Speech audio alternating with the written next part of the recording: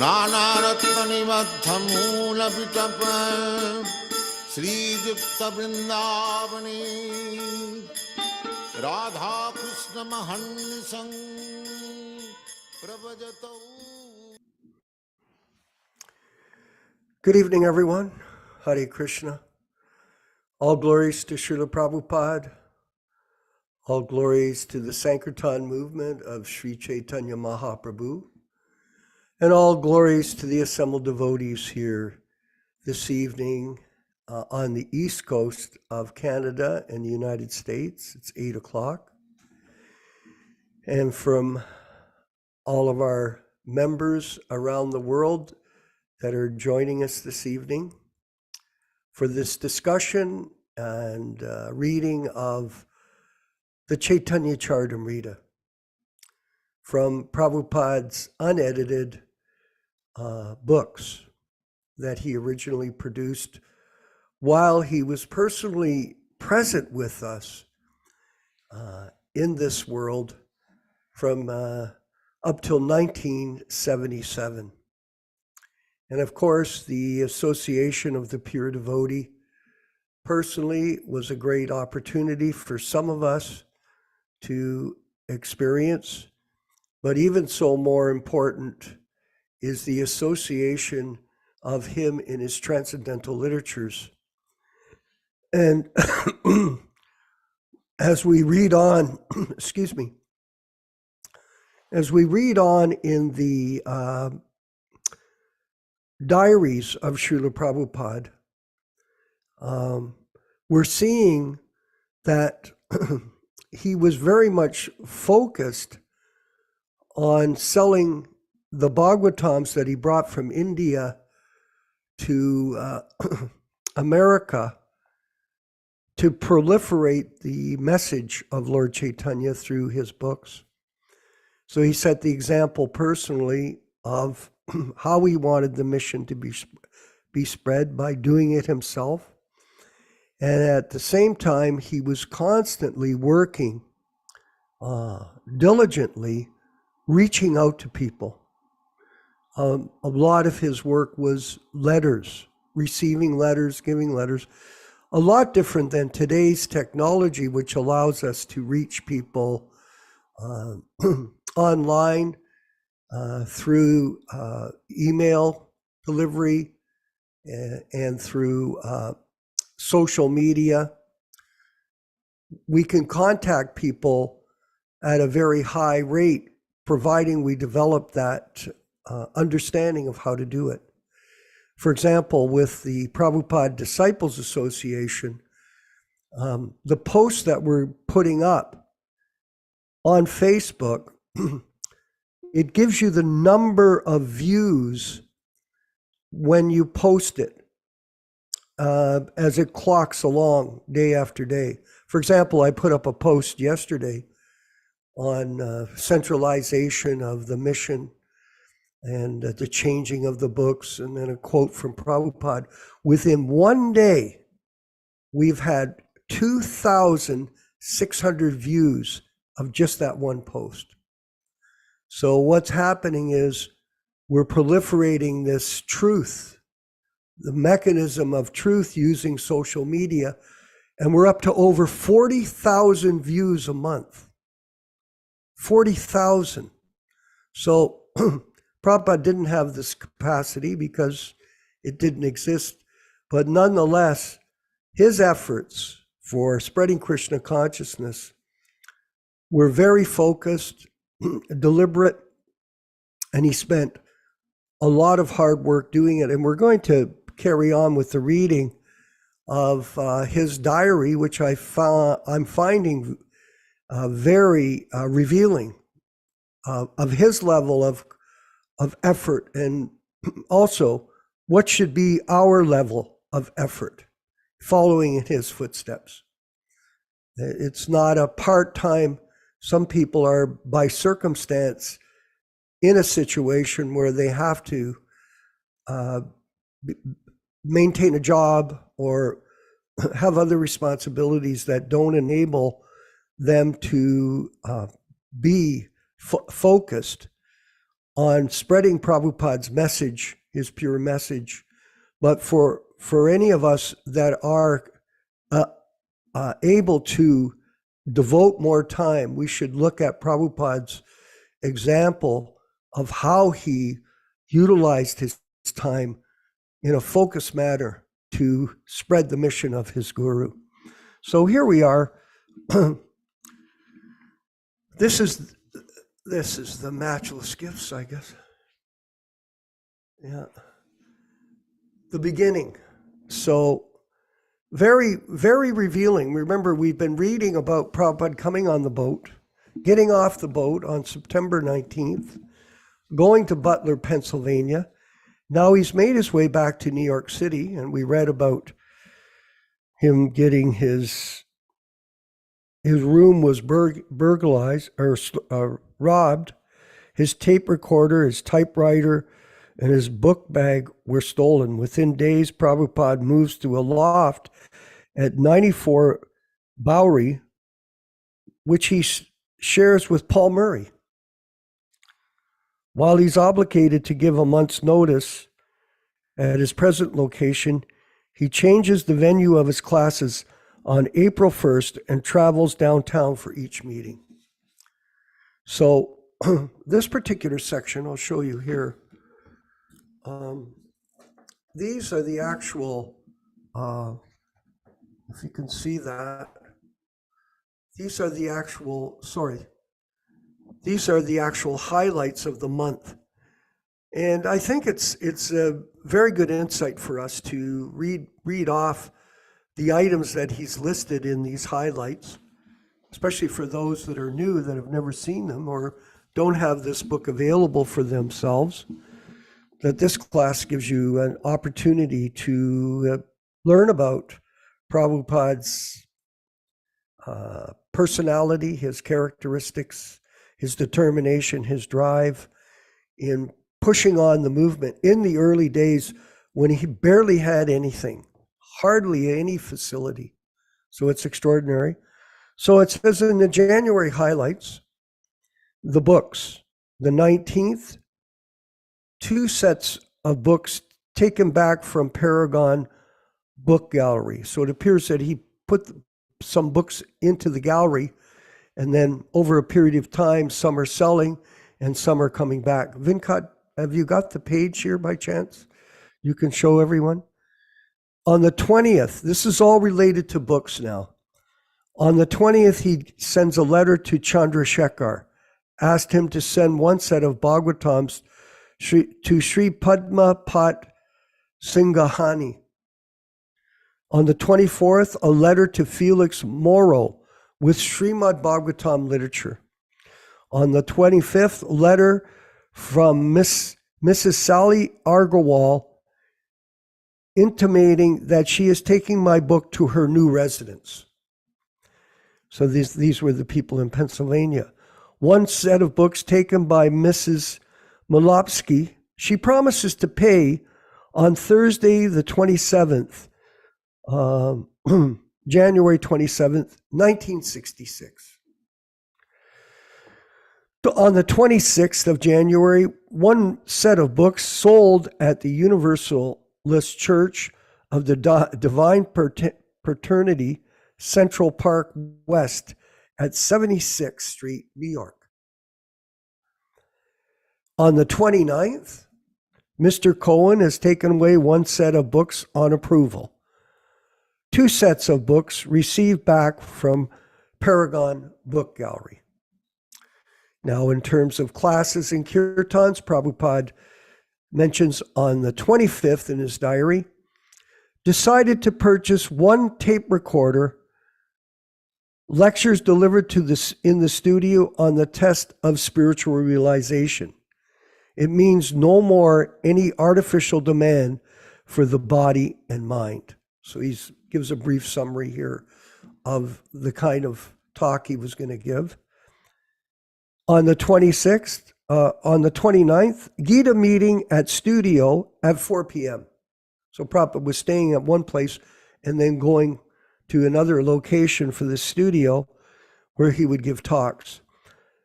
Cohen came at 4 p.m. with friends and heard me 1.5 hours, up to 5:30 p.m. Sri Sri Advaita Prabhu's appearance day. And the final classification for today's reading from the diary is letters and contacts. On the 19th of January, by the grace of Sri Guru in Gauranga, an encouraging letter is received today from Sri Padmapat Singhanani to see publication, Sale Office, U.S. Government Office of Education. Saw Mr. Malhotra of New India House. On the 20th, letter to Ban Maharaj, resanction of exchange. He is requested to see Dr. Radhakrishnan. Letters from Sri Padmapat Singhania and Chandrasekhara were replied by Prabhupada. On the 21st, letter received from C.C., Doctor of Bombay. Mr. Bogart asked me to see him on Monday morning in his office, 866 United Nations Plaza. On the 22nd, letter to Surya Kumar Joshi of AICC office, resanction, and to Beni Bhushan Dutta. On the 24th, met with Mr. Larry Bogart, 9 a.m. He advised me to write to Mr. Felix Morrow for an appointment. Letter to Mr. Felix Morrow with Srimad Bhagavatam literature. On the 25th, letter from Mrs. Sally Agarwal. It appears she has not received my letter, dated 18/1/66, so January 18th, 66. On the 26th, letters to S. Agarwal, Miss H. Satle, Bureau of Libraries, and Dr. S. Farish, Asian Society. On the 27th of January, he met again with Mr. Larry Cohen. 28th, saw Mr. Cohen at his place downtown. On the 29th, Mr. Hill informed me that Sachin Masumdar can be reached by phone. And on the 31st, met two foundations, the Carnegie Foundation of New York and the Russell Sage Foundation will contact again by phone. So lots of activity going on in that month of January for Srila Prabhupada as he is launching the Krishna Consciousness movement in the Western world. Venkat, could you bring up the kirtan, please, of Jaya Radha Madhava? And we'll carry on with the class given by His Grace Yaśodā-nandana Prabhu. All glories to Srila Prabhupada. Jaya Radha Madhava Kunja Bihari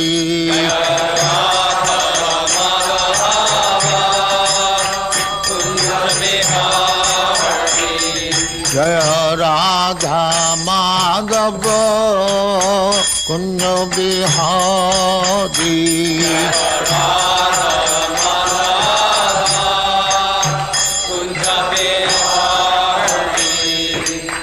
Yaśodā-nandana Brajana Ranjana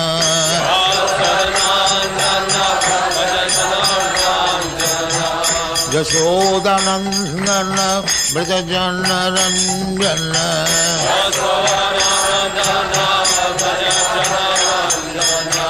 Jamuna Tira Banachari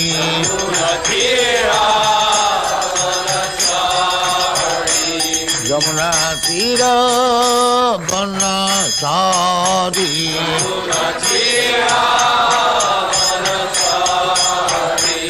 Jaya Radha Madhava Kunja Bihari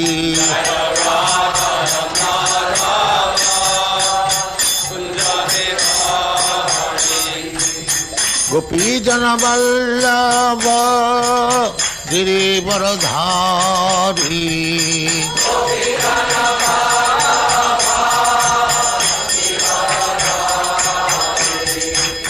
Gopijana Vallabha Girivaradhari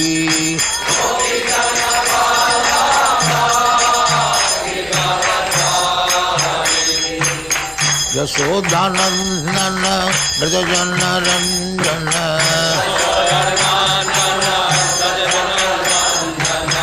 Yaśodā-nandana Dāsa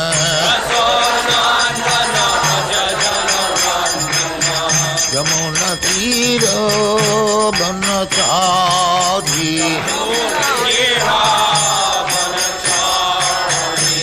Yamuna Tira Banachari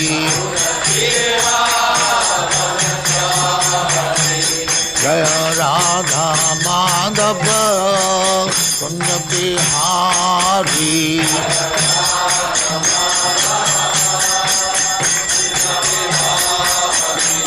Jaya Radha Madhava Kunda Bihari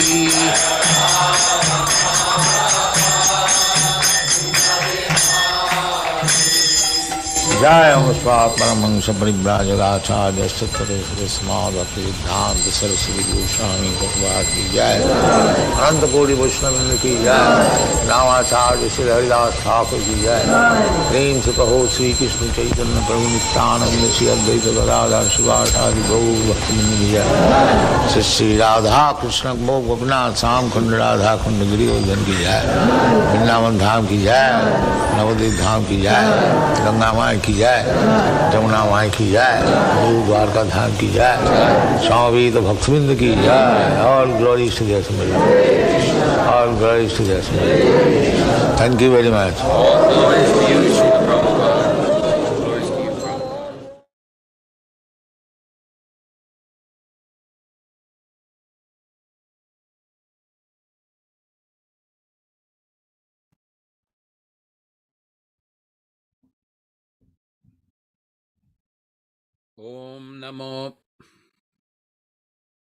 Om Namo Bhagavate Vasudevaya. Om Namo Bhagavate Vasudevaya.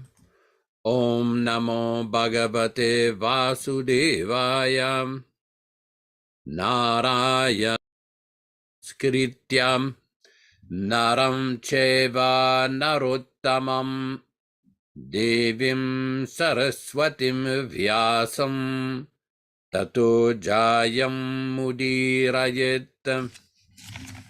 From Sri Caitanya-caritāmṛta, Adi Lila, Chapter 1, Text number 18. Jai Jai Sri Caitanya Jai Nityananda Jai Advaita Chandra Jaya Gaur Bhakta Vrinda. Glory to Sri Caitanya and Nityananda. Glory to Advaita Chandra, and glory to all the devotees of Sri Gaura, Lord Chaitanya. Text 19. Etina Thakura Gaudiya Ki Karya Chenoyatmasat Etinira Charana Vandan Tire Morinat.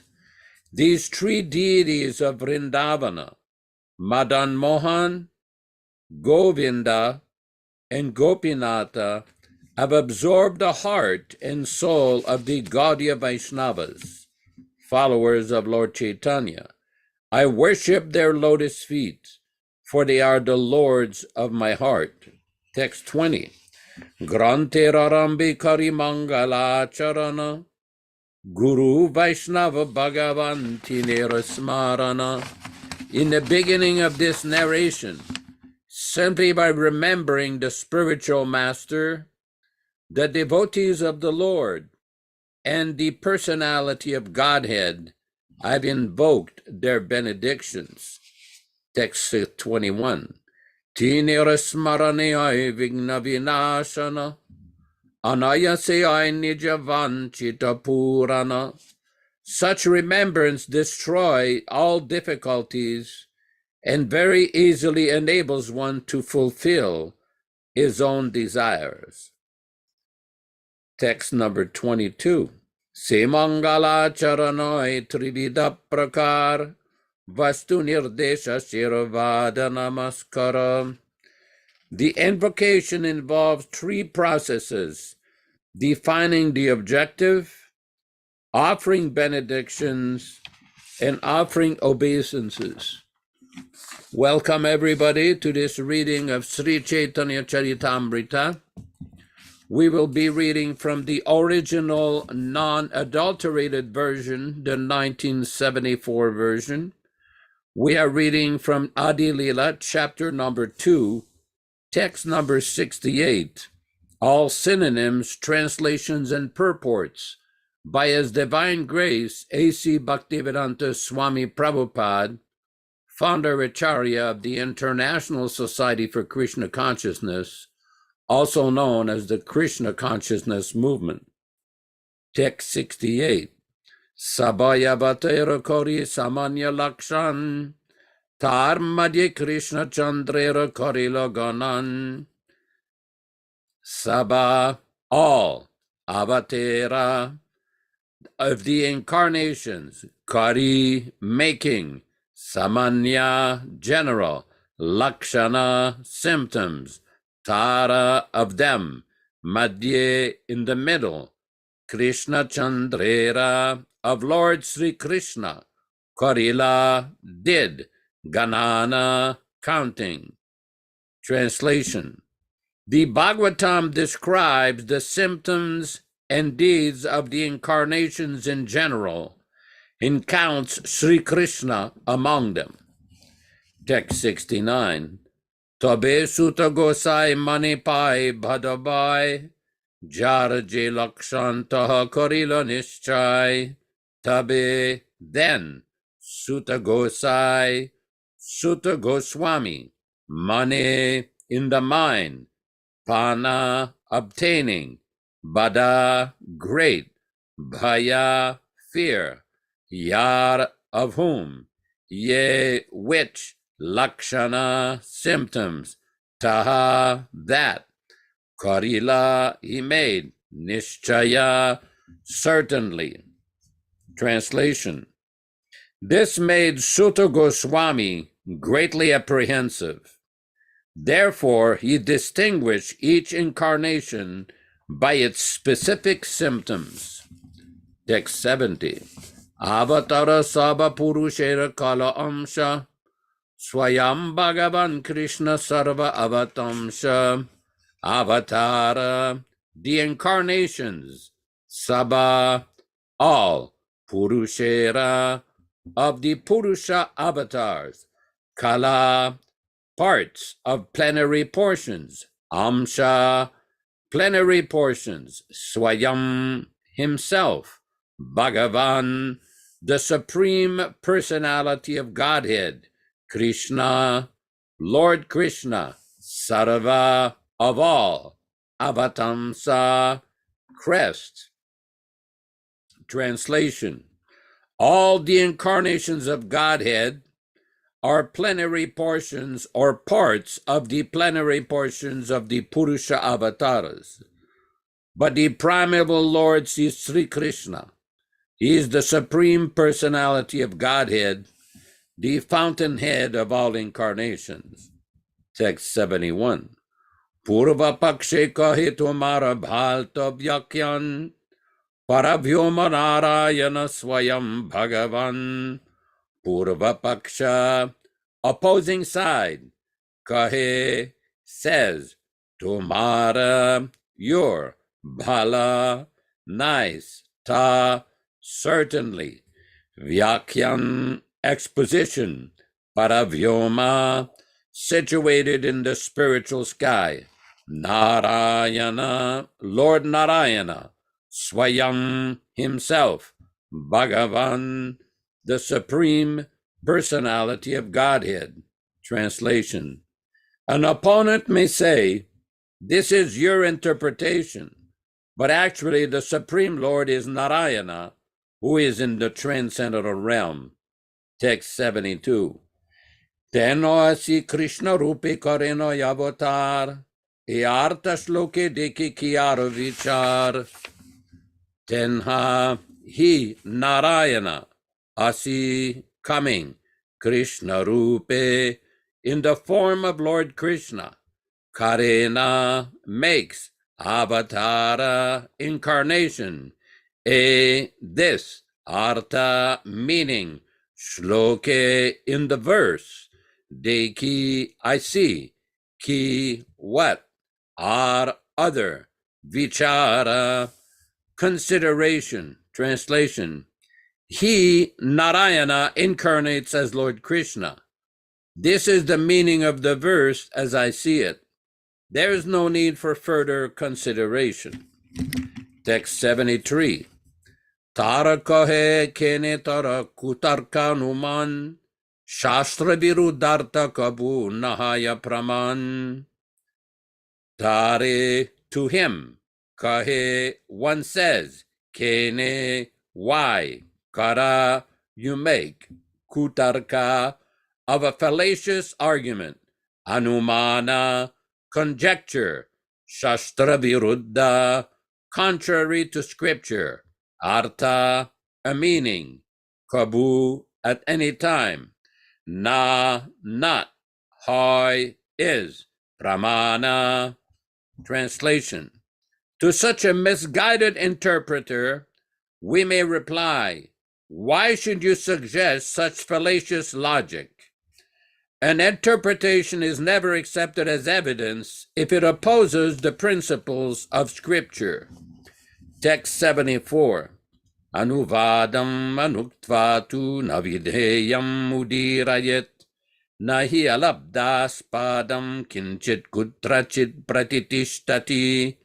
Anuvadam, the subject, anuktva, not stating, to, but, na, not, videyam, the predicate, udirayet, one should speak, na, not, he, certainly, alabda aspadam, without a secure position, kinchit, something, kutrachit, anywhere, pratitishtati, stands.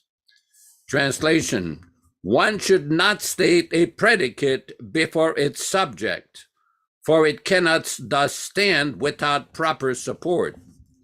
Purport by Srila Prabhupada. This rhetorical rule appears in the Ekadasi Tattva, 13th canto, in connection with the metaphorical use of words. An unknown object should not be put before the known subject because the object has no meaning if the subject is not first given. Text 75. Anuvada no kahi vidheya, age anuvada kahi paschad videya.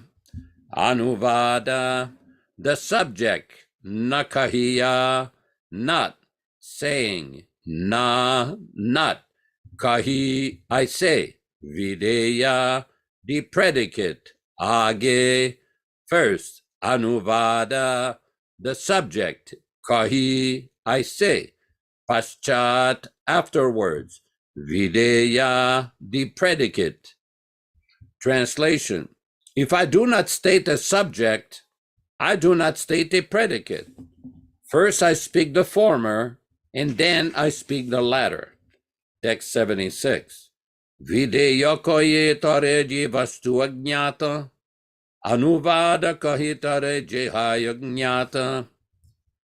Videya, the predicate, kahiye, I say, tare, to him, ye, that, vastu, thing, agnyata, unknown, anuvada, the subject, kahi, I say, tare, to him, ye, that which, hoy, is, jnata, known. Translation: the predicate of a sentence is what is unknown to the reader, whereas the subject is what is known to him. Text 77. Yoiche kahi vipra parama pandit, vipra anuvada hihara videya panditya. Yoiche, just as, kahi, I say, this, vipra brahmana, param, great, pandita, learned man, vipra, the brahmanas, anuvada, subject, ihara, of this, videya, predicate, panditya, erudition. Translation. For example, we may say, this Vipra is a greatly learned man.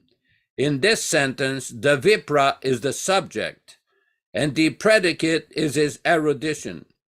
Text 78. Vipratva vikyata tara panditya agnyata, ataeva vipra age panditya paschata. Vipratva, the quality of being a Vipra. Vikyata, well known. Tara, his. Panditya, erudition. Agnyata, unknown. Ataeva, therefore. Vipra, the word. Vipra, the word Vipra. Age, first. Panditya, erudition. Paschata, afterwards. Translation. The man's being a Vipra is known, but his erudition is unknown. Therefore, the person is identified first, and his erudition later. Text 79. Toeche inhara avatara saba oelognata, karo avatari vastu avignata. Toeche, in the same way. Inha, these. Avatara, incarnations. Saba, all. Oela, where. Jnata, known. Kara, whose. Avatara, incarnations. This. Vastu, thing. Avijnata, unknown. In the same way, all these incarnations were known, but whose incarnations they are was unknown. Text 80. Ete shabda avatarera agyanuvan, purushera amsa ipache videya samvada. Ete shabde, in the word ete, these, avatarera, of the incarnations, age, first, anuvada, the subject, Purushera, of the Purusha avatars, Amsha, plenary portions, Pache, afterwards, Videya, of the predicate, Samvada, message. Translation. First, the word ete, these, establishes the subject, the incarnations. Then, plenary portions of the Purusha avatars follows as the predicate. Toeche Krishna avatara bitare oilognata, tahara vishesho jnana seya vignata. Toeche, in the same way, Krishna, Lord Krishna, avatara bitare, among the incarnations, oila, was, jnata, known, tanhara, of him, Vishesha jnana, specific knowledge, say that, avijnata, unknown. Translation. In the same way, when Krishna was first counted amongst the incarnations, specific knowledge about him was still unknown. Text 82. Atoeva shabda age anuvada, Swayam Bhagavata Pichi Videya Samvada Ataeva.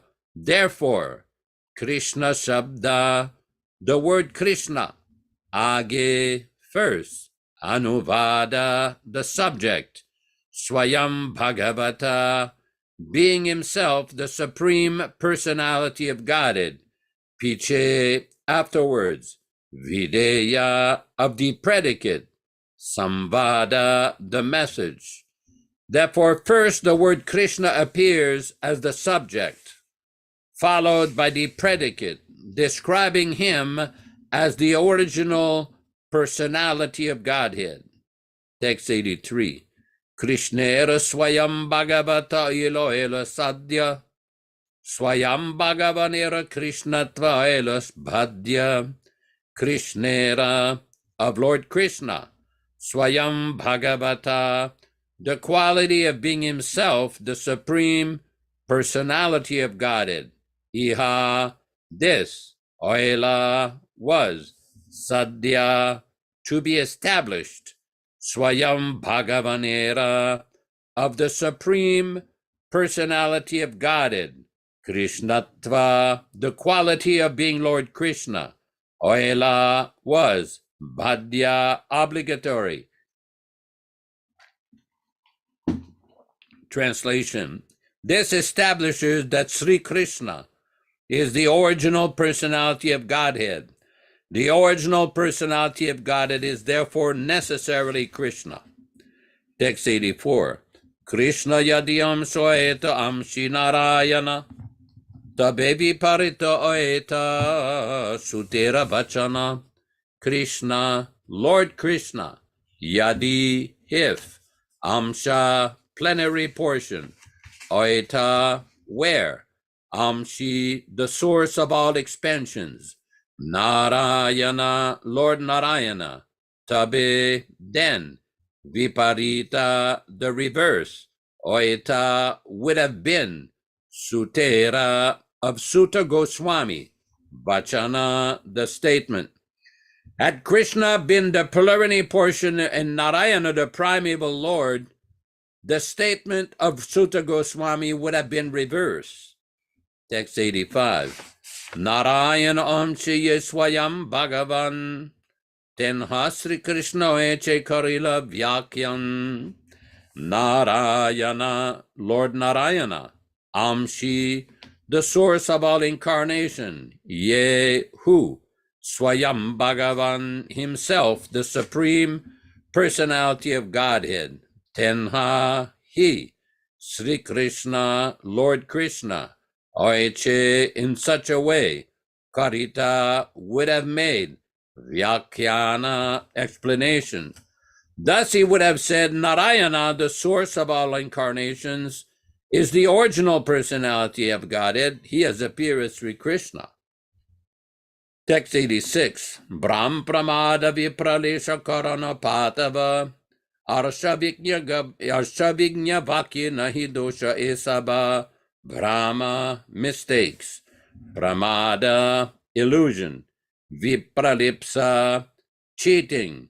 Karana apatava, imperfectness of senses. Arsha, of the authoritative sages. Vignavaki, in the wise speech. Nahi, not. Dosha, faults.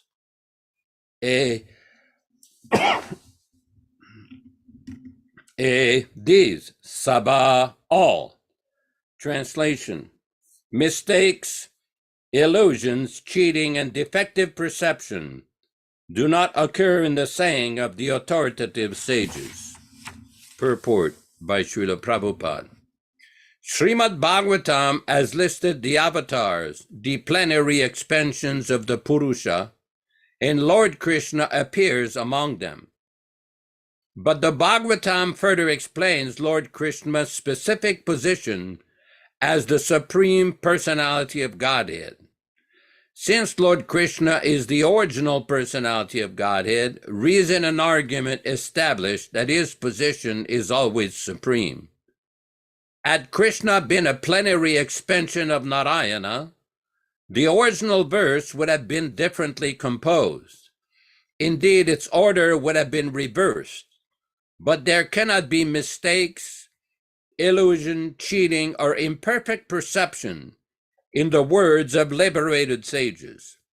Therefore, there is no mistake in this statement that Lord Krishna is the Supreme Personality of Godhead. The Sanskrit statements of Srimad Bhagavatam are all transcendental sounds. Srila Vyasadeva revealed these statements after perfect realization, and therefore they are perfect. For liberated sages like Vyasadeva never commit errors in their rhetorical arrangements. Unless one accepts this fact, there is no use in trying to obtain help from the revealed scriptures. Brahma refers to false knowledge or mistakes, such as accepting a rope as a snake or an oyster shell as gold. Pramada refers to inattention or misunderstanding of reality. And Vipralipsa is the cheating propensity. Karanapatava refers to imperfectness of the material senses. There are many examples of such imperfection. The eyes cannot see that which is very distant or very small. One cannot even see his own eyelid, which is the closest thing to his eye. And if one is disturbed by a disease like jaundice, he sees everything to be yellow. Similarly, the ears cannot hear distant sounds. Since the personality of Godhead in his plenary portions and self-realized devotees are all transcendently situated, they cannot be misled by such deficiencies. Om Ajnana Timirandasya Jnananjana Shalakaya Chakshurun Meditam Yena Tasmai Shri Gurave Namaha Namaum Vishnu Padaya Krishna Prestaya Bhutale Srimate Bhaktivedanta Swami Niti Namine Namaste Saraswati Deve Gauravani Pracharine Nirvishesha Shunyavadi Pashatya Deshatarine Bhagavad Vandanam Khadyam Guru Vandana Purvakam Kshiram Sharkara Yuktam Kadatihi Visheshatah Bhakti Siddhanta Shishyaya Bhaktivedanta Namine Prasannaya Prashantaya Tasmai Shri Gurave Namaha Adadana Srinam Danteridam Yachi Puna Puna Srimadhurupa Padam Bhoja Dulisyam Janma Janmani Sri Krishna Chaitanya Prabhu Nityananda Shri Advaita Gadadhara Shri Vasadi Gaur Bhakta Vrindam Namo Mahabhadanyaya Krishna Prema Pradayate Krishnaya Krishna Chaitanya Namne Gauratvishi Namaham Hare Krishna Krishna Krishna Hare Hare Hare Rama Rama Rama Hare Hare. So here we have a very important section of Sri Caitanya-caritāmṛta, where Krishnadas Kaviraj is systematically explaining in a step-by-step the position of Lord Krishna. The position of Lord Krishna as the original personality of Godhead is very clearly explained in the Srimad Bhagavatam in that particular shloka, Ete Kanam Shakala Pumsa Krishnastu Bhagavan Swayam. Srila Jiva Goswami has dedicated an entire Sandarbha called the Krishna Sandarbha to explaining the unique position of Krishna. He has also written a book called the Laghu Bhagavatamrita, which also systematically explains all the incarnations and the special position of Lord Krishna. We've often discussed as part of these discussions here why Srila Prabhupada many times would quote certain verses, such as the verse from the Brahma Samhita, Ishvaraha Paramakrishnaha Sachidananda Vigraha Anadiradir Govindaha Saravakarana Karanam.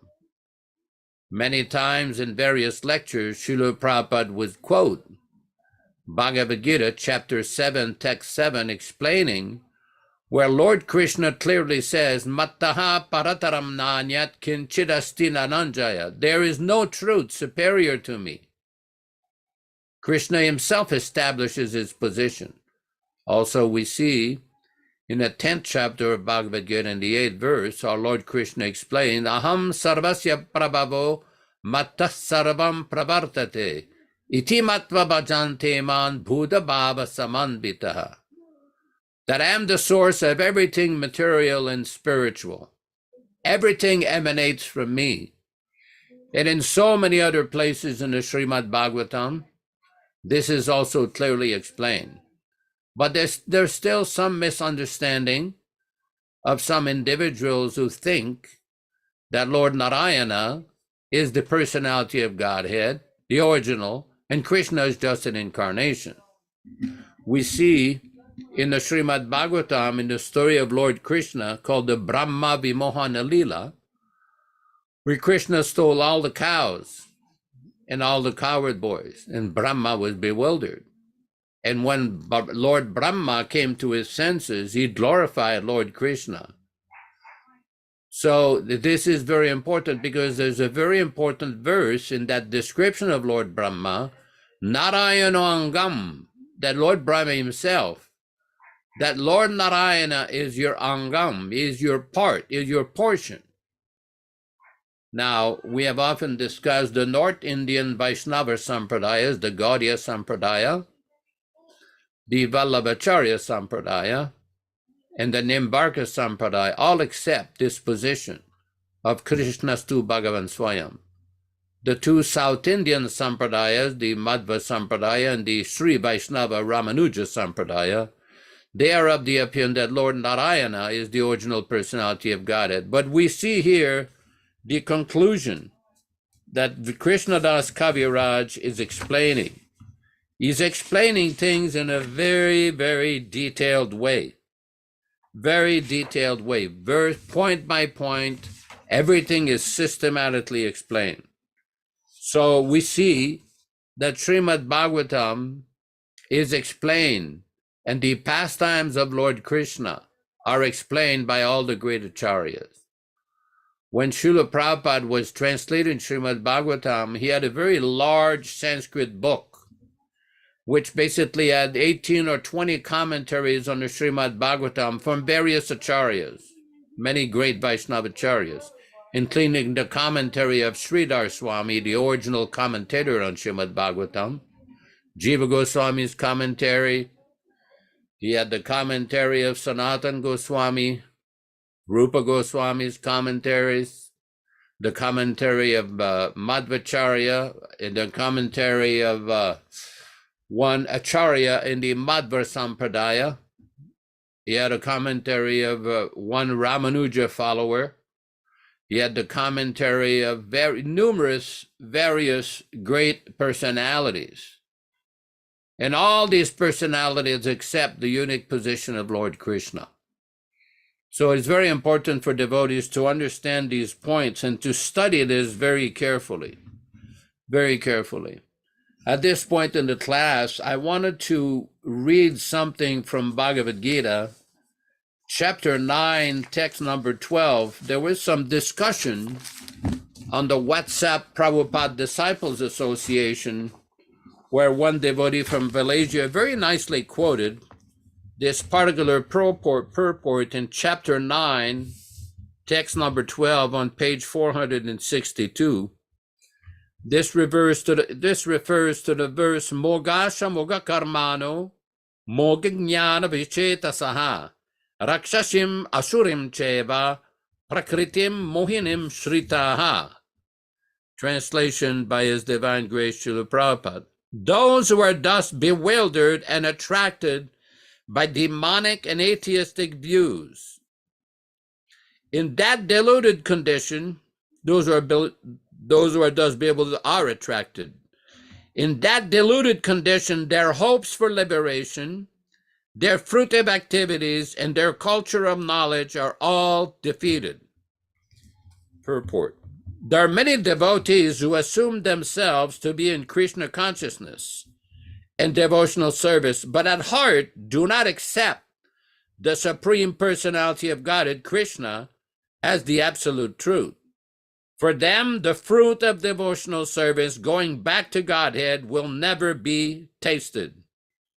Similarly, those who are engaged in fruitive, pious activities and who are ultimately hoping to be liberated from this material entanglement will never be successful either, because they deride the Supreme Personality of Godhead, Krishna.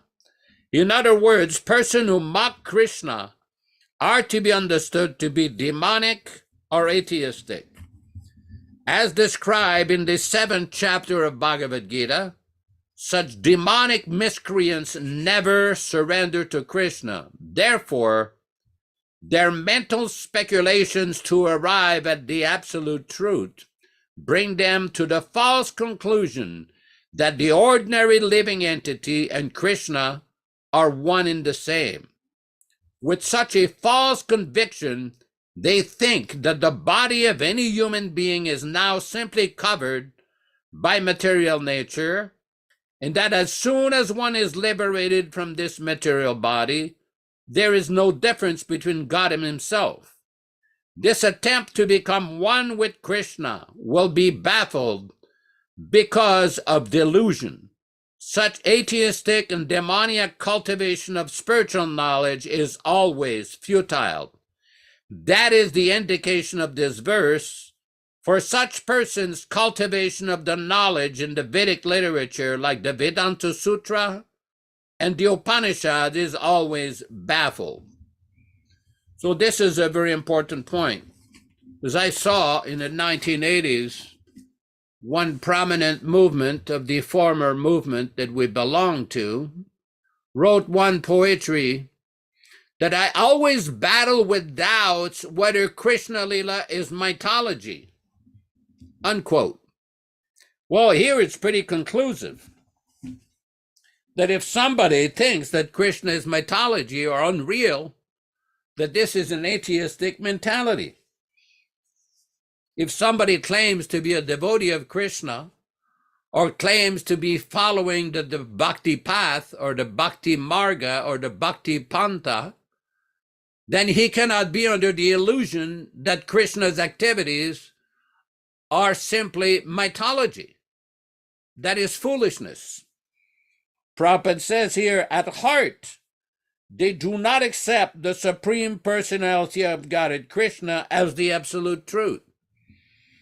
Whether this is due to too many offenses against Krishna or his pure devotee, or due to a very, very deeply atheistic and demonic mentality, is not exactly clear at this point. But we do know, for anybody to articulate this kind of nonsense, that we have to reject such persons as being as pseudo-Vaishnavas or Sahajiyas.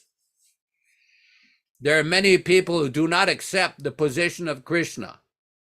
But if one is a devotee of Krishna or claims to be a devotee of Krishna or portrays himself to be a devotee of Krishna, he has to be very careful the way that he behaves and the way that he speaks. Which brings me to the next section of this class. I mentioned to one of our friends in Italy that today we'll also be reading a few passages from the Caitanya-caritāmṛta, specifically Krishna Das Kaviraj.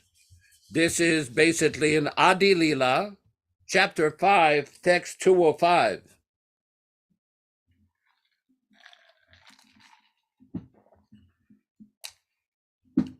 In the Caitanya-caritāmṛta, Adi Lila 5:205, Krishna Das Kaviraj Goswami also thinks of himself in such a humble way. Jagai madayo ete muise popse papishta, purisher keto ete muise lagishta. I am worse sinner than Jagai and Madai, and I'm even lower than the worms in the stool. A pure devotee always thinks himself more deficient than everyone else. If a devotee approaches Srimati Radharani to offer some service to Krishna, even Srimati Radharani thinks that the devotee is greater than she. Thus, Narada Muni says that according to his opinion, the enemies of Krishna are better situated because they are fully absorbed in thoughts of Krishna in terms of killing him. Just as a very lusty man always thinks of women in their association. This is quoted by Srila Prabhupada in the Srimad Bhagavatam, Canto 7, Chapter 1, Text 27. Pujagai madayo moite muisisi papista, purisher ketoete muisilagista. Translation: I am more sinful than Jagai and Madai, and even lower than the worms in the stool. Text 206. Moranam ashuna jepara punyakshai, moranam lai jepa tarapai hai. Anyone who hears my name loses the results of his pious activities. Anyone who utters my name becomes sinful. Text 207. Imana nirgrana morakiba kripakari, ikonityananda vinu jagata bitari. Who in this world but Nityananda could show his mercy to such an abominable person as me? So why are we citing these verses? This is to show how an exalted personality like Krishnadas Kaviraj, despite being the most exalted soul who compiled the Sri Caitanya-caritāmṛta, who had a dream directly of Lord Nityananda telling him to go to Vrindavan, who obtained the shelter and the association of the 6 Goswamis, such a personality who is one of the most exalted souls, one of the greatest acharyas in our sampradaya, he's presenting himself like the lowest person. Of course, one should never take this literally that this person is low, but this is the example of how great acharyas think of themselves. We see in the Shikshastakam how Sri Chaitanya Mahaprabhu was expressing the mood and the mentality of that one should adopt when chanting the holy name, Tranadapi Sunichena, Tarorapi Sunichena. That one should be in a very humble state of mind, chant the holy name, be more tolerant than a tree, offer respects to everyone, not accept any respect for oneself. It's very important. These verses are not just there to sit on a shelf somewhere. These verses are there given by our great acharyas for us to remember, to constantly remember that devotional mentality and that devotional mindset. And in this way, one can progress and make tangible spiritual advancement. Hare Krishna, Hare Krishna. Thank you very much, Yaśodā-nandana, for that brilliant explanation of these verses for everyone's benefit here at the class.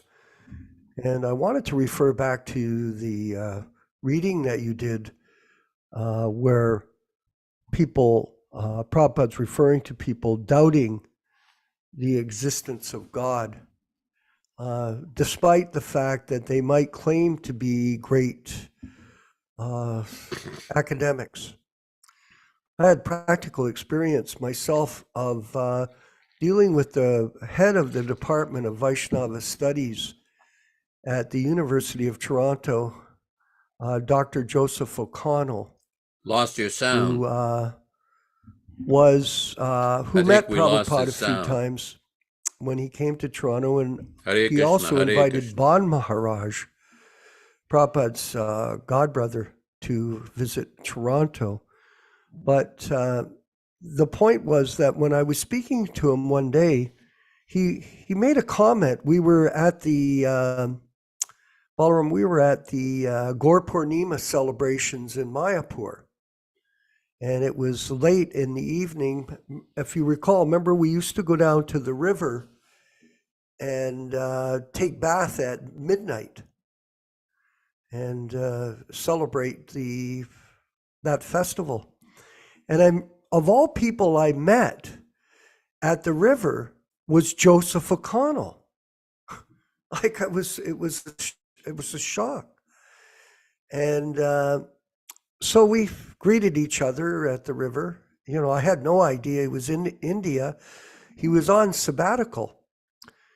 And then I remember we were talking about the celebration of Gaur Purnima, and he said to me, he says, I'm still not sure that God exists.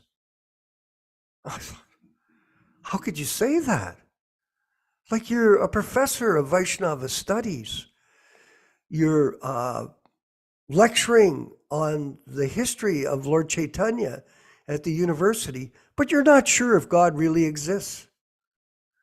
So this is the situation in terms of academic study. It doesn't necessarily qualify one to become a devotee of Krishna and understand with realization what is Krishna consciousness. In other words, intellectual practice without devotional service cannot produce the desired result. Jnanam vijnanam. They may have knowledge, but they have no realization. And I wanted to just quickly here refer back to the purport. I thought this was very revealing. It's in 86, the verse 86, down in the purport. Therefore, there is no mistake in the statements that Lord Krishna is the Supreme Personality of Godhead. The Sanskrit statements of Srimad Bhagavatam are all transcendental sounds. Srila Vyasadeva revealed these statements after perfect realization, and therefore they are perfect for liberated sages like Vyasadeva. Never commit errors in the rhetorical arrangements. And therefore, I'll repeat that. And therefore, they are perfect for liberated sages like Vyasadeva. Never commit errors in their rhetorical statements. Unless one accepts this fact, there is no use in trying to obtain help from the revealed scriptures, like Joseph O'Connell. And some other people that have taken up the academic study of Vaishnavism, but don't chant their rounds. Don't follow the principles, are constantly engaged in mental speculation, and as a result, they think that people like Vyasadeva, and who is the person, Venkat, that we see as the representative of Srila Vyasadeva, is Srila Prabhupada. Beyond a doubt, he is the most prolific spokesman of Krishna consciousness in the history of the modern world. And his results demonstrate that.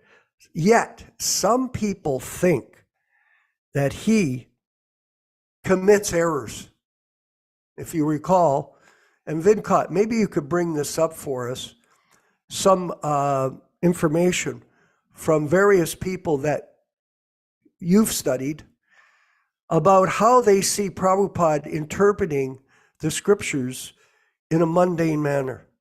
Do you have a reference for us, Venkat Prabhu?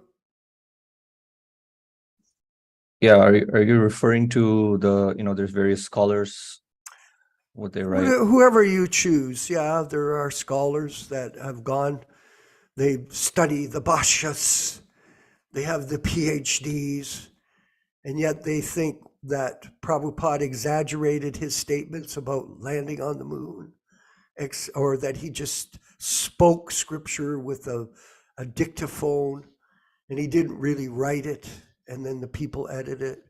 Do you have some reference for us that we can look at? Yeah, I can open it. I just need a minute. This is important because this is called minimizing of the position of the spiritual master. And in our particular group, we do not minimize Prabhupada's position. And his statements are supreme for us, and we follow them with great reverence and devotion. Yes, Venkat, do you have something? Yeah. Go ahead. Just opening. This is an article recently published in an Oh. ISKCON journal, official ISKCON journal called the ISKCON Communications Journal. So we've looked at this before, but we can. That's okay. Yeah, let's because different people come from week to week to our classes, Mhm. and it doesn't make them any harm to be able to illuminate what we're saying here on the minimization of Srila Prabhupada's words. For example, the post-Prabhupada books theory that's come out amongst some of our God brothers. Go ahead, please. Yeah, so this is an article called When the Master Speaks, Ways of Understanding Srila Prabhupada's Challenging Teachings and Form of Discourse. So this is a trend, lately that I've noticed among scholars. This is not just the only scholar, but, there's even a book written. I have that also. I'll just show that later next, but, 666-page book, a very interesting number. But anyway, the book itself is all about, so this is just an article, like a 40-page article, but there's also someone who has written like a 666-page book about this topic. So, they're trying very hard to like justify or make Srila Prabhupada's statements fit into their modern understanding. Like, why did Prabhupada make assertions that too easily appear to outsiders and even to self-honest followers to be irrational, prejudicial, racist, misogynist, careless, or unsupported, excessively or harshly judgmental, etc. So, yeah, that's that's their understanding of some of the statements that Srila Prabhupada made, rather than, just seeing in what context Srila Prabhupada made them, or like how can we understand it. Rather, they want to like analyze it from an outside perspective, kind of. Harsh realities perceived in Prabhupada's form of discourse will be directly addressed without dilution. There's no attempt to soften the seriousness, blah, blah, blah. Yeah, I mean, there's like really, really problematic statements in this paper. Conflicts also appear in apparent philosophical contradictions within the words of the master, or between the master's words and what the sacred texts say, or between what one sacred source says and another. So, rather than seeing how to understand, Srila Prabhupada will not speak something against the Shastras or even against what he taught elsewhere. But, according to this paper, there are conflicts. And so this is an attempt to minimize what Srila Prabhupada wrote. So the main point here is that it's important to appreciate that what Prabhupada wrote, in quotes, is technically mostly what Prabhupada actually spoke. Thus, my essay's title, When the Master Speaks, underscores that Prabhupada's writings are mostly transcriptions of what he spoke. So that's like an attempt to minimize, it's just what he spoke. So there can be a lot of mistakes, or, sometimes he can just talk and it's not really accurate like that. These purports. This author makes the point that Srila Prabhupada, mostly he just spoke into the, what is that called? The dictaphone. Yeah. And then it was transcribed by devotees later on. So that way it's not, there we go, see here. An articulation of a general cohesive vision of the essential tenets of the Krishna Bhakti theology is simply not found.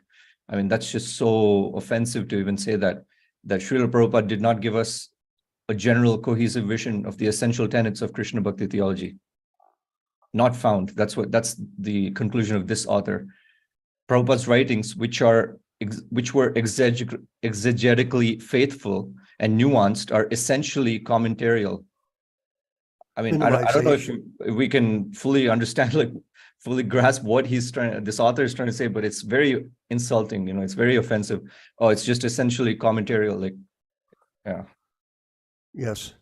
Well, another point too that's brought up, Yaśodā, is the minimization of Prabhupada's books by other God brothers of his, where they're presenting it that Prabhupada did not give the highest information on Krishna consciousness in his literature, and that they are bringing it forward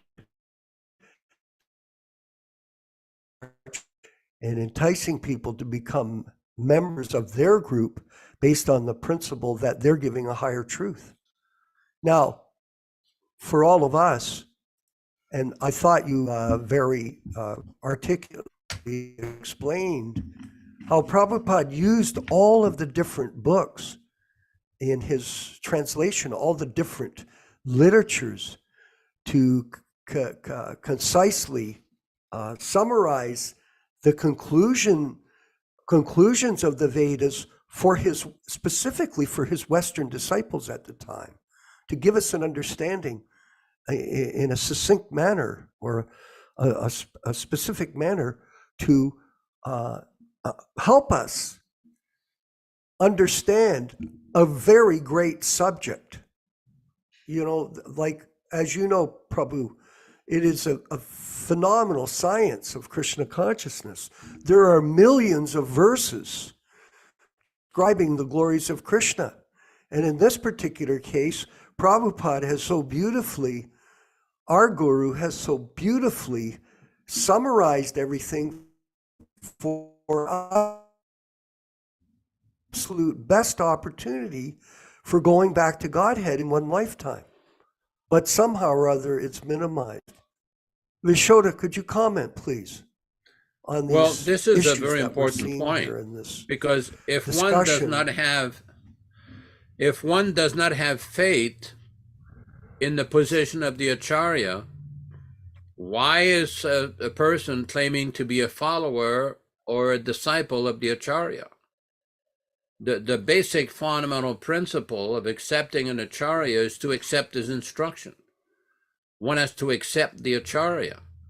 Krishna himself in the Bhagavatam, in the 11th canto, in a conversation between Lord Krishna and Uddhava, he described the position of the Acharya Mam Vijanayan, that the Acharya is almost like myself.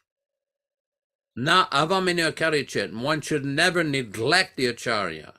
Na martya buddhya suryeta, one should not think the Acharya to be an ordinary human being. Sarva Deva Mayo Guru, who is the sum total of all demigods. This is Krishna himself admonishing prospective persons who are inquiring about spiritual life, hankering about spiritual life, to take shelter of the Acharya. But one has to basically understand that the Acharya is not a common man. And what Krishna Das Kaviraj is saying here is that the words of the Acharya and authoritative sages and great personalities, there is no contradiction. It is not subject to the frailties of ordinary defective human beings. So for somebody to write a long article trying to find fault with Prabhupada, trying to say on one hand he's a Mahabhagavat, on the other hand he's a conditioned soul who made mistakes, who didn't accept modern science, who didn't accept so many modern ideas, this is very dangerous. Actual devotees who follow Srila Prabhupada should not accept such conclusions. There's a lot of statements in Prabhupada's books. For example, you know, Prabhupada many times described the position of the Acharya. In the Taittiriya Upanishad, it is described, Acharya Devo Bhava, one should regard the Acharya on the level of God. The Acharya is not God. But one is the duty of the disciple to regard the Acharya and revere him just like God. And this is very difficult to understand for those who are not situated, to those who are not fixed in the process of bhakti according to the instruction of the Acharya. Because we saw this in 1976, where one devotee started to find fault with Prabhupada and wrote him a letter telling him that he wanted to get Prabhupada's blessing so he could find a real guru. And Prabhupada's basic reply, well, if I'm not a real guru, why do you care for my blessings? And I remember in Vrindavan at that time, Prabhupada gave a lecture that even if one thinks that he knows better than his spiritual master, and Prabhupada laughed, of course, that is impossible, Prabhupada said, but even if one thinks like that, one should never defy and insult the Acharya. And basically, this person was of the opinion, by association with various deviant groups in Vrindavan, that the list of disciplic succession that Prabhupada had given, which Prabhupada obtained from his Guru Maharaj, His Divine Grace Bhaktisiddhanta Saraswati Thakur, that this list of spiritual master was defective because it did not give the name of every living guru in that the succession, of every living Diksha guru. So this is a very dangerous mentality. During the time of Bhaktisiddhanta Saraswati Thakur, the same accusations were made against him. Various parties, various Babajis accused him that why are you wearing a Brahmin thread? Because Gaur Kishore Das Babaji never wore a Brahmin thread. Gaur Kishore Das Babaji never gave sannyas to anybody. Why are you taking sannyas? You know, why did you not give the name of every acharya, of every guru that you're listing in your disciplic succession? To these envious criticisms were replied by Bhaktisiddhanta that we are a Bhagavat Parampara who emphasize the great shiksha of these great personalities. So this is a very important point, because there will always be some critics against the acharyas. This has always been there. It was there during the time of Baladev Vidyabhushana. He was challenged by a group of people called the Ramanandis in Jaipur or in Galta to prove that the Gaudiya Sampradaya was a bona fide Vaishnava Sampradaya. And he said, well, you don't have a Vedanta Sutra commentary. Every Vaishnava Sampradaya has a Vedanta Sutra commentary. If you claim that your Sampradaya is affiliated with the Madhvas, you should follow a Madhva commentary. And Baladev Vidyabhushana says, I'll produce a commentary. And he sat down in front of the Govinda deity, and the Govinda Dev in Jaipur dictated. That's why it's called the Govinda Bhashya, the purport of Lord Govinda. He made the commentary in 2 weeks, which is practically impossible from a human perspective, but he did it. So these great acharyas, they've also come under criticism. Even Jiva Goswami came under criticism. Bhaktivinoda Thakur came under criticism when he was in Jagannath Puri. Bhaktisiddhanta Saraswati Thakur came under criticism from the Navadvip caste Goswamis. So there'll always be some criticism, but it's remarkable that now we're seeing that some of Prabhupada's own disciples or pseudo-disciples are publicly criticizing him. So this is a very dangerous trend, and devotees should be very well informed how to refute this nonsense. That verse of Krishnadas Kaviraj is a very good refutation that can be used. Hare Krishna. Absolutely true. On to make a comment, but before I do, I wanted to mention that there has been a minimization of Prabhupada's teachings by some of his disciples, where they say that the books should be changed because they're not contemporary. They're not up to the current modern day philosophies that are being presented to the public, like the comments from the Vedic teachings on women, for example, the comments on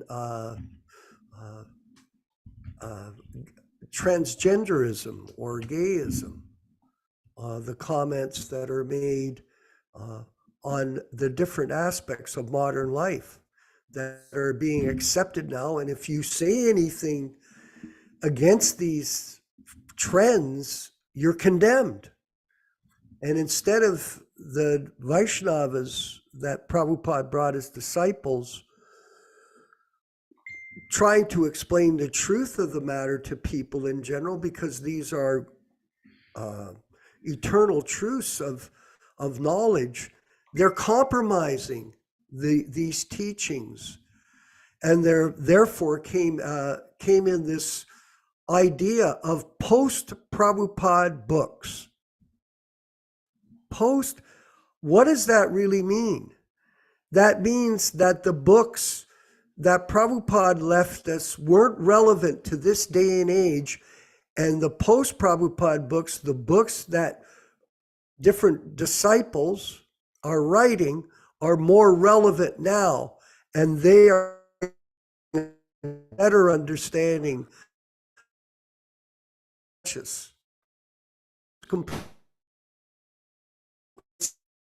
in Canada, where the leader of the group here is saying, oh, I don't like it when Prabhupada says no illicit sex life. These are the regulated principles of life. No meat eating, no intoxication, no illicit sex life, no gambling. Oh, I get embarrassed, the fellow says, when I hear that should be taken out of the books.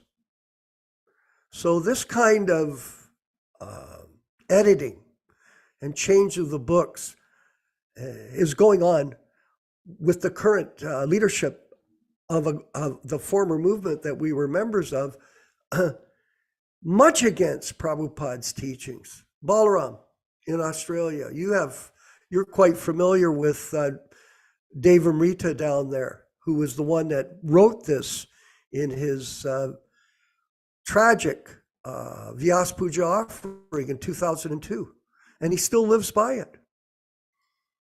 What are your feelings on the matter?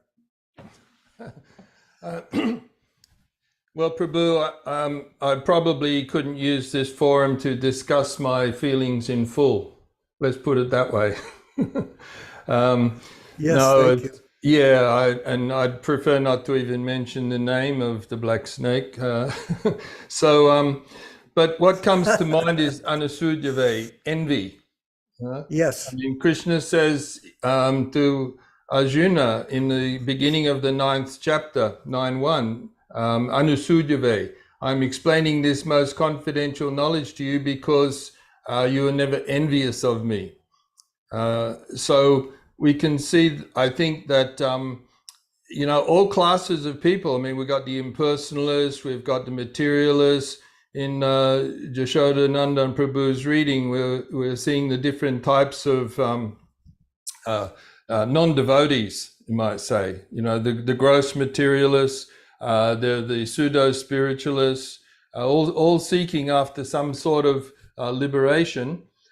But those who aren't coming to Krishna, generally they're envious of the Supreme Personality of Godhead.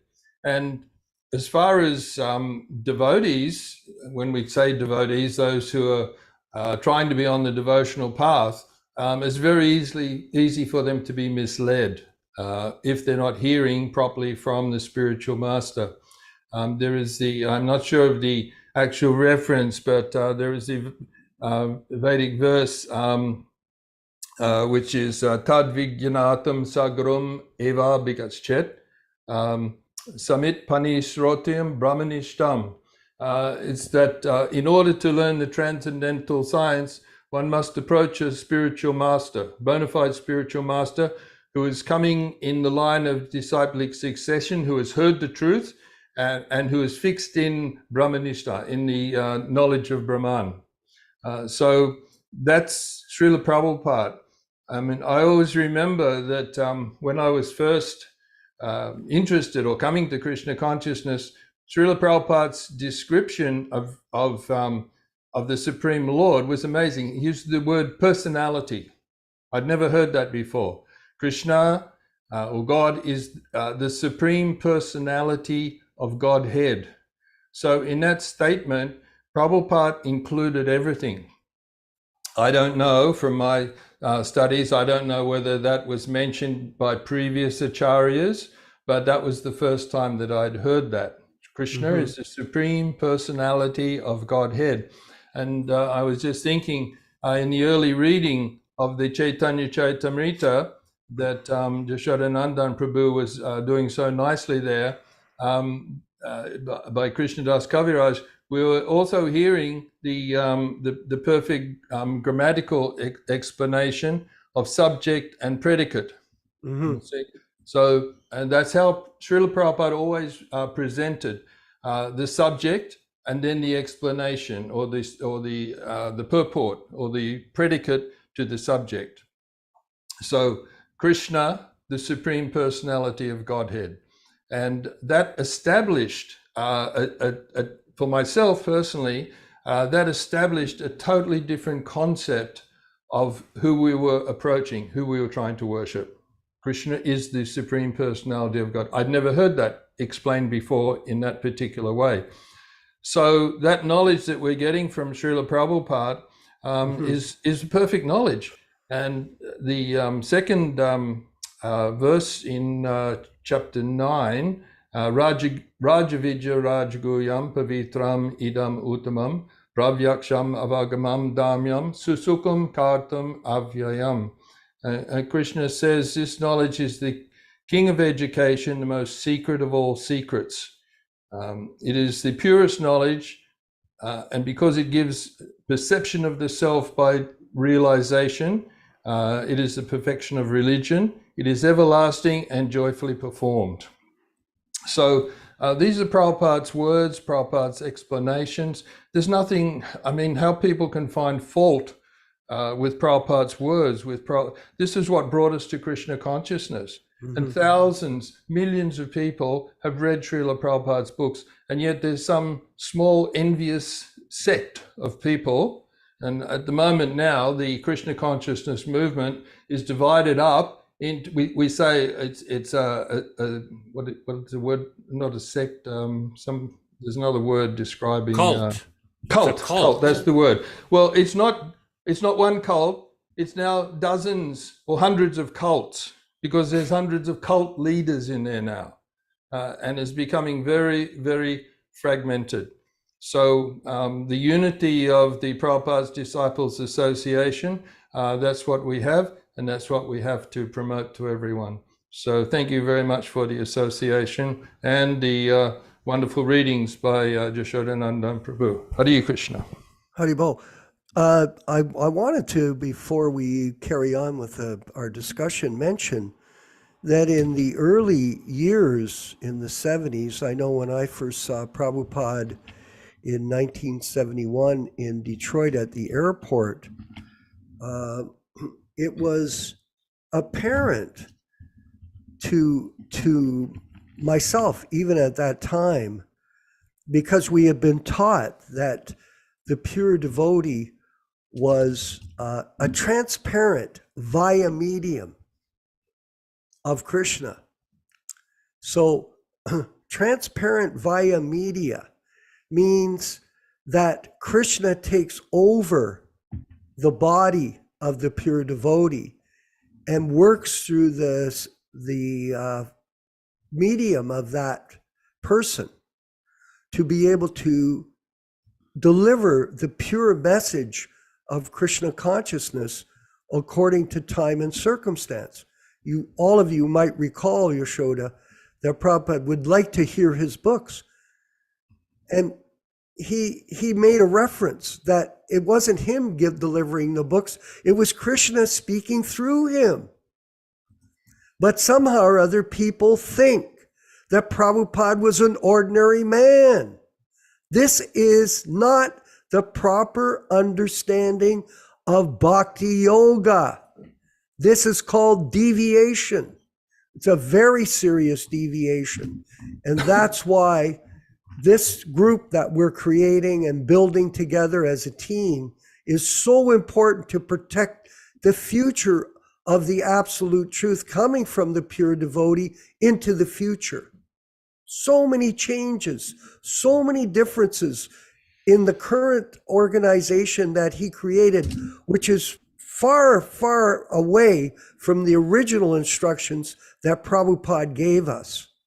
And it is critical that we as a group continue to preach and restore the pure message of Prabhupada for the sake of humanity. This is not just a small thing. It is a very important thing. If the truth is not here, what will happen to human society, Balaram? It'll float off into some kind of madness. Now, go and hear these people speak and see for yourself, everyone, and be able to understand the difference. When you see it, it is absolutely offensive. I know a few weeks ago, we were reading some items, and Balaram Prabhu, he couldn't even listen. He had to block his ears. because it was so contaminating for him to hear the blasphemy. Blasphemy is not a joke.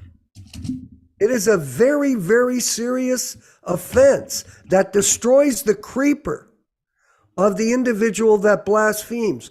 And even though they're unconscious of it, they're still held accountable for it.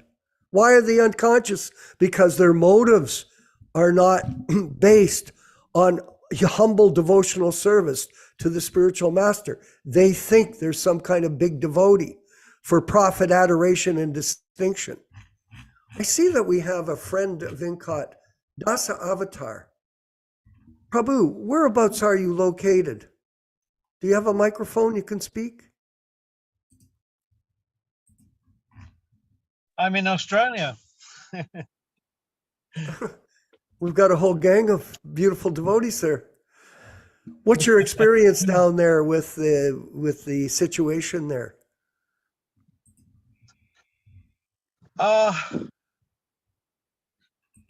Interestingly enough, Yes. my son got me involved with a group that display only Prabhupada's books every Saturday night and engage in kirtan and prasad distribution.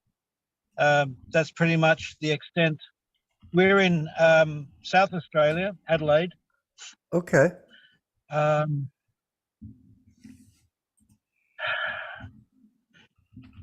Yes, so I'm interested to find out more about this group. I don't know to what extent, but at least that's good. Let me say this. Basically, what we're doing is presenting the scriptures. We have the Caitanya-caritāmṛta class on Wednesdays, the Gita on Saturday, and on Sunday, the Srimad Bhagavatam. We're beginning a Bhakta program of 22 different subjects, which is separate from these classes, which deal with the philosophy. And then we're producing, we're moving ahead to produce a magazine. And then we have various different vehicles within social media that are enabling us to speak the truth in a focused manner with Srila Prabhupada at the center. That's basically it. We don't ask for donations. We're not asking for people to join us per se, outside of be a participant in the sadhana bhakti that we're delivering of hearing and chanting. So, Yaśodā, Prabhu, please. Well, this is again another very important point. This devotee is, we have already discussed this devotee several times. He's engaged in distributing prasadam.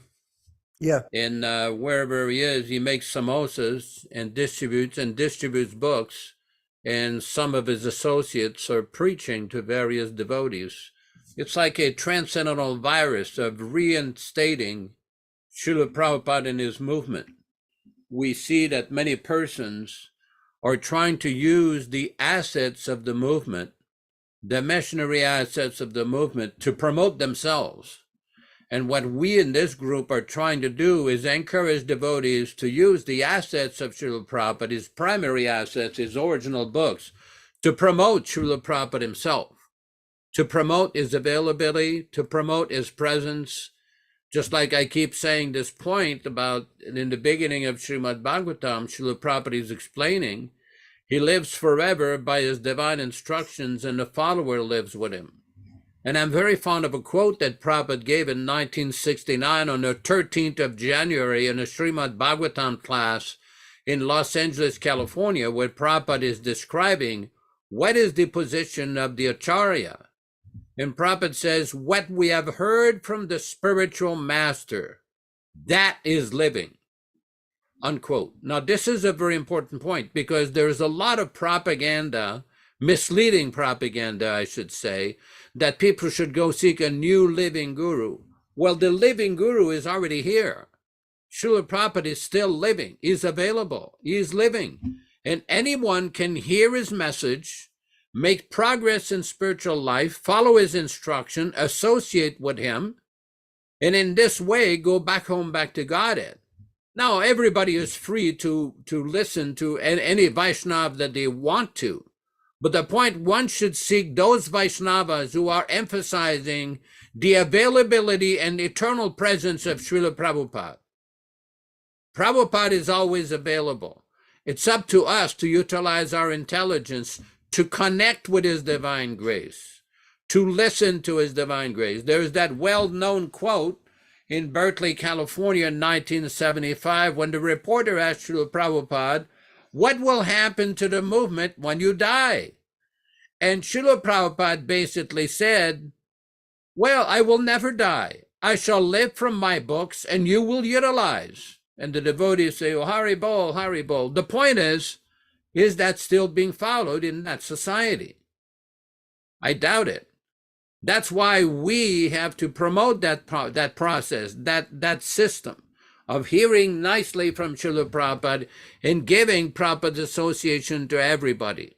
This is the real message of Hare Krishna Society and the Prabhupada Disciples Association. That's why whenever we, like Vishwakarma was mentioning in the beginning of our discussion, that he often posts things online on Facebooks and other things, and there's great response because there is an appetite. There is a demand from people who want to hear and connect with the pure devotee.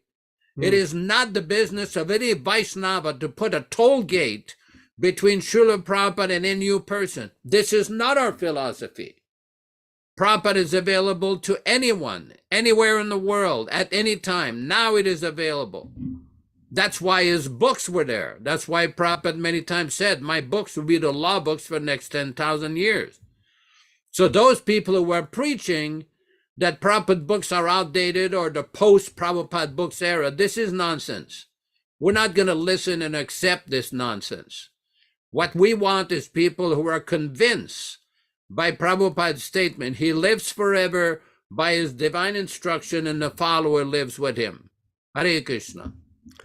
Venkat, I see that you have, thank you, Yaśodā. I think I see a couple of comments there. Could you read them out and we could put them on the floor of discussion? Yeah, sure. So yeah, one comment I had was, the discussion about, what was it about? Well, the comment is, one scholar I read online, he says that Bhaktivedanta Thakur forged 2 Vaishnava texts. I don't know the exact text, but the scholar's name is Yaśodā-nandana Dāsa, Jan Brzezinski, some scholar. He left ISKCON and he self-entitled Sahaja. He calls himself a Sahaja. Anyway, so he wrote like some long blog post saying that Bhaktivedanta Thakur forged 2 Vaishnava texts. I don't know the titles. I can find if required, but that was just interesting. Let me make a comment. Yeah. Jagadananda used to be on our Sankirtan party in Toronto in the 70s. His name was Aranya Garba. And then he,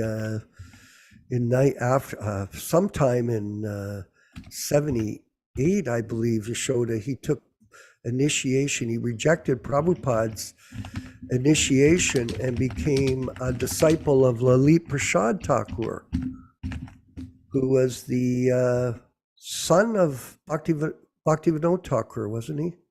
Yep.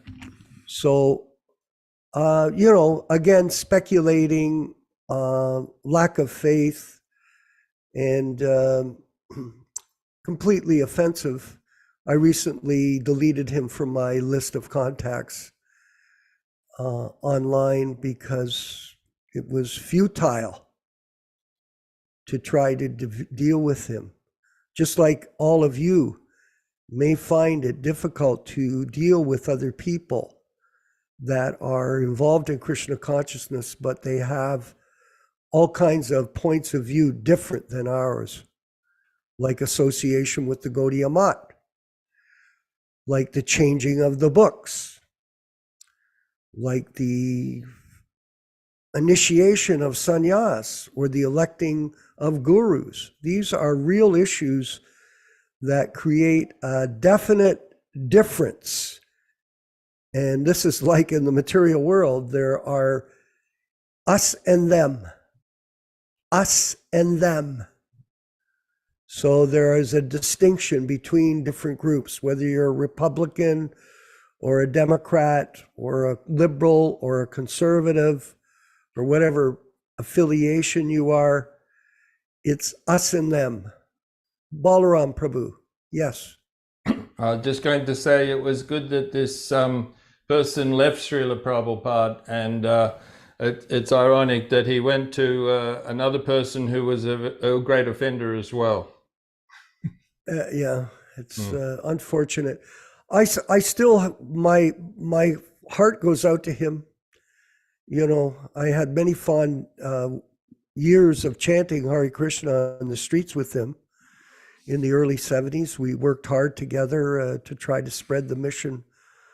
But everyone has their own independent free will to choose who they're going to be with. What birds of the same feather, Balaram, flock together.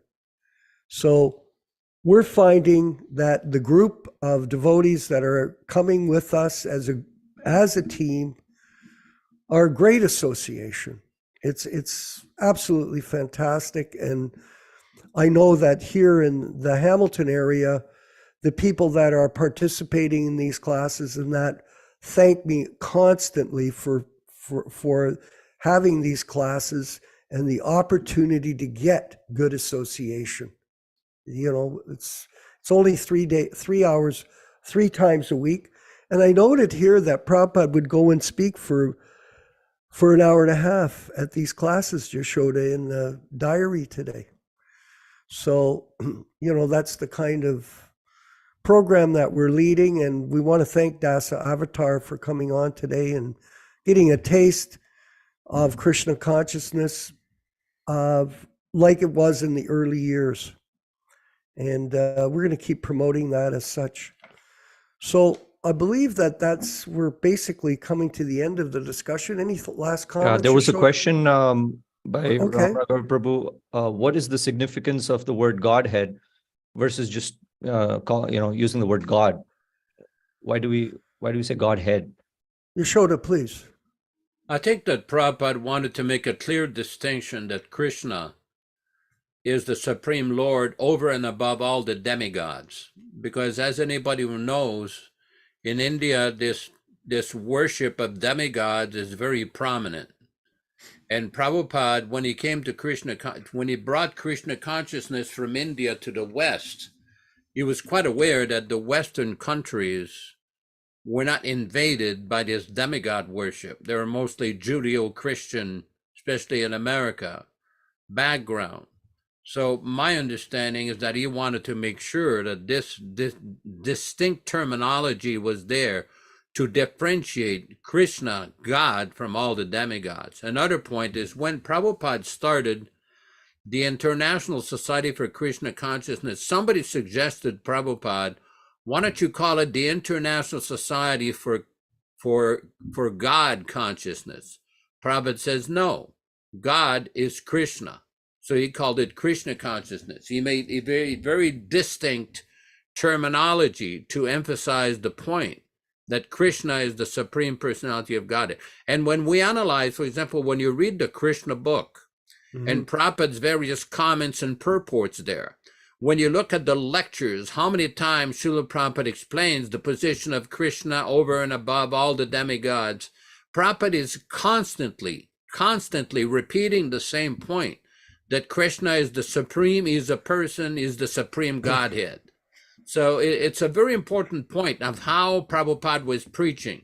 When you analyze, for example, if you look in these various internet sites, and you look at lectures of Srila Prabhupada, how many times Prabhupada is quoting Sanskrit, Bengali, he's constantly giving some shastric references to the position of Krishna, the position of the living entity, explaining how the living entity is not the body, how we are meant to serve Krishna. It's not impersonal. It's very personal that we are eternal servants of God, Krishna, and we should engage in the service of Krishna with bhakti, with loving devotional attitude, and we should chant the name of Krishna, the Hare Krishna Mahamantra. And this was the whole idea of that society which Prabhupada created. That's why he called it Krishna consciousness. He could have easily named it God consciousness, but what is God consciousness? It's many things to many people. So Prabhupada was very precise. I see that Venkat as a Bhashya. Give us your Bhashya, Venkat Prabhu. No, I just had a question going back to our previous discussion about Srila Prabhupada's controversial statements like that. I notice on Facebook, I see comments from many devotees, most of them affiliated with ISKCON, that this is a very common idea that they say, or they, many common comments like this, that I don't agree with everything Srila Prabhupada said, but I agree with most of the things, but some things I don't agree.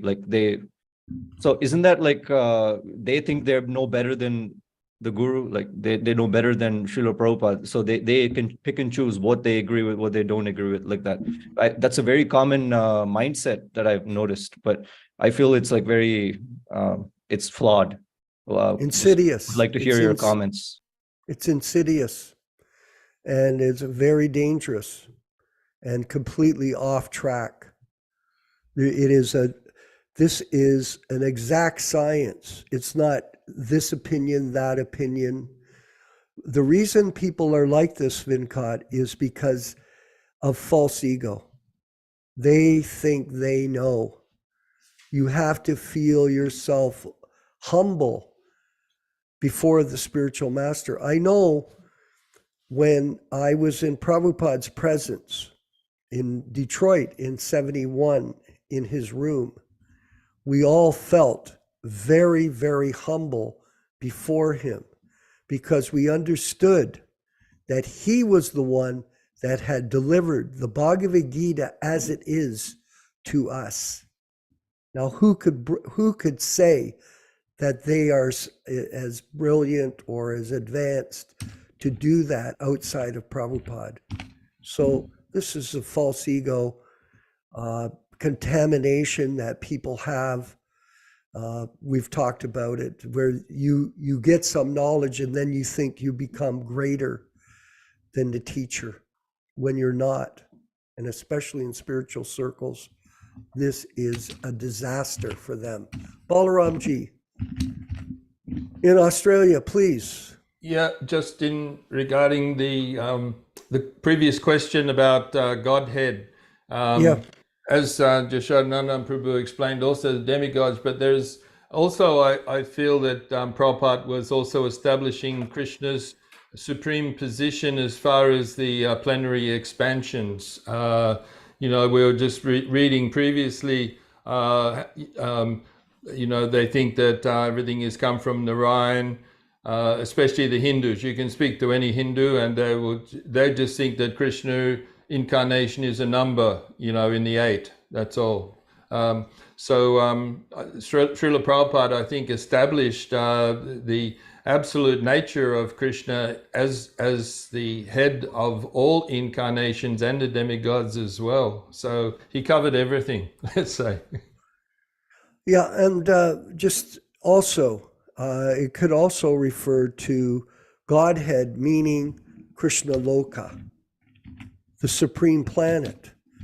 This is the Godhead, and Krishna resides there as in his eternal pastimes. So many different ways to understand Krishna's position. Any last comments, Venkat? Can you see from the YouTube? No, there's no. Oh, there are some comments on YouTube. A lot of what Srila Prabhupada said and wrote may seem simplistic to some, but it was also very detailed. And I think that latter fact is often overlooked.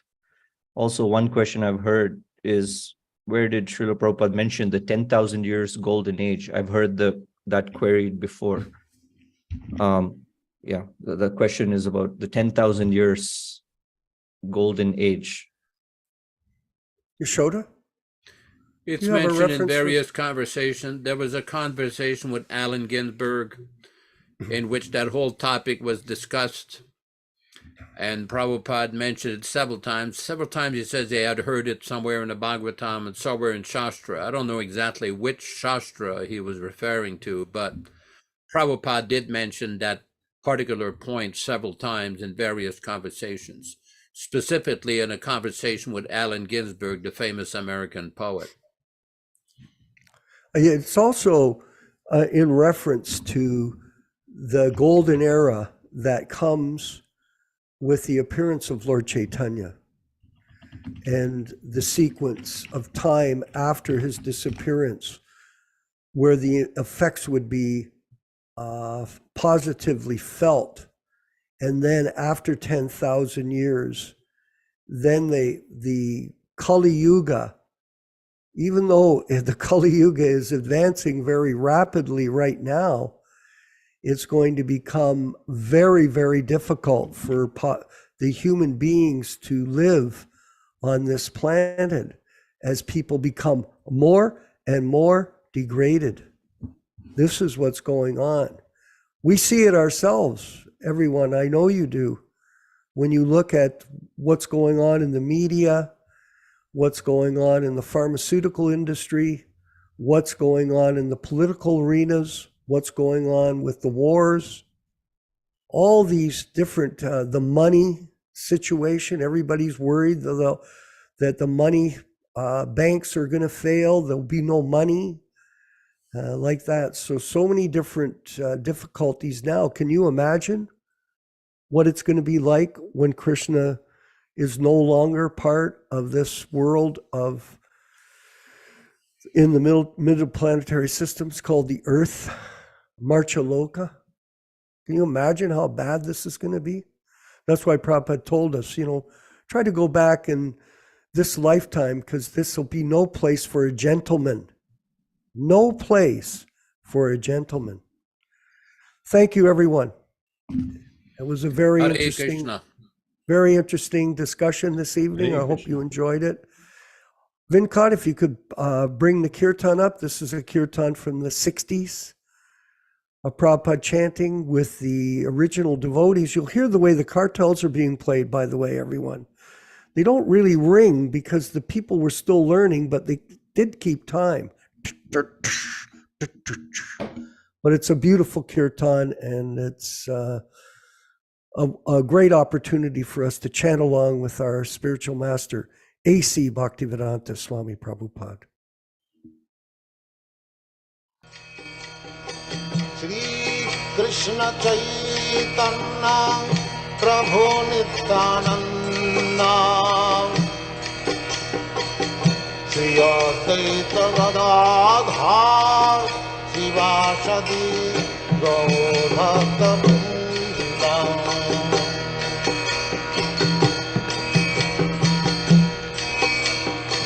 Shri Krishna Caitanya Prabhu Nityananda Shri Advaita Gadadhar Shivāsadi Gaur Bhakta Vrinda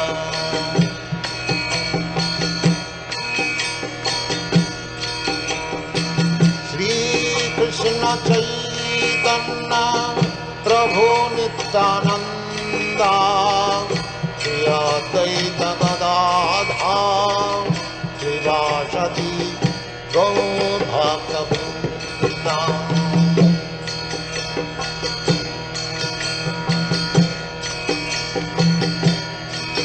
Hare Krishna, Krishna Krishna, Hare Hare, Hare Rama, Rama Rama, Hare Hare. Hare Krishna, Krishna Krishna, Hare Hare, Hare Rama, Rama Rama, Hare Hare. Hare Krishna, Krishna Krishna, Hare Hare, Hare Rama, Rama Rama, Hare Hare. Hare Krishna, Krishna Krishna, Hare Hare, Hare Rama, Rama Rama, Hare Hare. Hare Krishna, Krishna Krishna, Hare Hare, Hare Rama, Rama Rama, Hare Hare, Hare Krishna, Krishna Krishna, Hare Hare, Hare Rama, Rama Rama, Hare Hare. Hare Krishna, Krishna Krishna, Hare Hare, Hare Rama, Rama Rama, Hare Hare. Hare Krishna, Krishna Krishna, Hare Hare, Hare Rama, Rama Rama, Hare. Let us offer our respectful obeisances to all the assembled devotees of Krishna. Vanchakalpa tarubhyascha kripa sindhu bhaivacha patitanam pavanibhyo vaishnavebhyo namo namaha. All glories to Srila Prabhupada. See you Saturday morning, everyone. 10 a.m. Srila Prabhupada. Hare Krishna. Thank you, Robert. Thank you. Thank